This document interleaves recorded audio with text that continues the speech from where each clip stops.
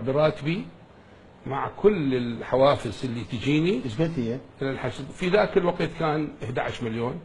وهي المخصصات وعدد المخصصات؟ لا مخصصات مو هوايه كثيره تجي الارباح مال الشركات ايه؟ لكل الموظفين العاملين بما فيهم الوزير، فكلها راح التبرع الى الحشد. شلون تعيش منين يعني عندك شغل خارج دا يشتغل يدير اي انا عندي هذه اللي مسجلها موثقها يعني عندنا شركه بالمغرب 1986 تاسست. عندي اراضي في لبنان.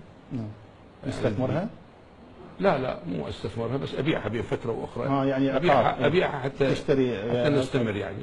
لا يعني تبيعها ما تشتري غيرها؟ تبيعها لا ما اشتري غيرها، اخذها اصرفها. ان 4 قطع صفيت واحده ورا الاخ واصرف هاي مو مشكله هاي.